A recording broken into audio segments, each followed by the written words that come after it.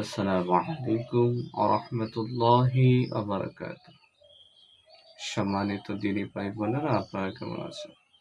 দেশ ও দেশের বাইরে থেকে যারা আমার ভিডিওগুলো দেখেন, আপনাদেরকে অসংখ্য ধন্যবাদ। আজকে একটি বিষয় নিয়ে উপস্থিত হয়েছি। নতুন পুরাতন মুতাব্বির যারা আছেন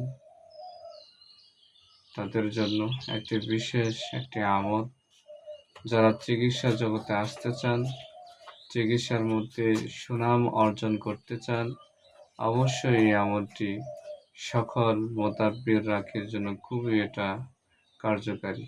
এই আমল করলে ইনশাআল্লাহ এই আমলের বরকতে আপনার কাছে যে কোনো রোগী আসুক না কেন, আপনি সূরা ফাতিহা ৭ বার পরে ফু দিবেন। যার যেটা প্রয়োজন নিয়ত করে ফু দিবেন, ইনশাআল্লাহ আপনার রোগী সুস্থ হয়ে যাবে। তো এটা কি করতে হবে? তাহলে আপনাকে একটি আমল, আপনি যতদিন বেঁচে থাকেন ওই আমলটি করে যাবেন আপনি। তো আমলটি হচ্ছে, ফজরের সুন্নত নামাজের পর আপনাকে আগে পরে দুরূদ শরীফ বেজুরবার পাঠ করতে হবে। তারপর আপনি সূরা ফাতিহা ৪১ বার পাঠ করতে হবে। বিসমিল্লাহর শেষের মিমের সাথে মিলায় মিলহামদুলিল্লাহ। আমি আপনাদেরকে বলতেছি, খেয়াল করুন। আউযু বিল্লাহি মিনাশ শাইতানির রাজীম।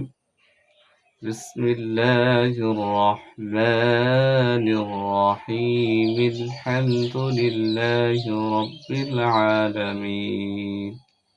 এভাবে সম্পূর্ণ সূরাটা শেষ করবেন। এভাবে ৪১ বার পাঠ করতে হবে। তারপরে আবার বেজুর বা দুরূদ শরীফ পাঠ করবেন, ইনশাআল্লাহ আপনার আমল শেষ। এই আমল আপনি জারি রাখবেন, আর আপনার কাছে যে কোনো রোগী আসুক না কেন, আপনি সূরা ফাতিহা ৭ বার পরে ফু দিবেন। ইনশাআল্লাহ যার যেটা প্রয়োজন, ইনশাআল্লাহ এই সূরা ফাতিহার বরকতে ইনশাআল্লাহ তার সমস্যা দূর হয়ে যাবে। আশা করি সকলেই বুঝতে পেরেছেন। আপনারা কী ধরনের ভিডিও চান অবশ্যই আপনারা কমেন্ট করবেন। আর যাদের কাছে আমার ভিডিওটি নিত্য নতুন হবে, তো আপনারা আমার ভিডিওটি দেখার পর অবশ্যই আমার চ্যানেলটিকে সাবস্ক্রাইব করুন। আসসালামু আলাইকুম।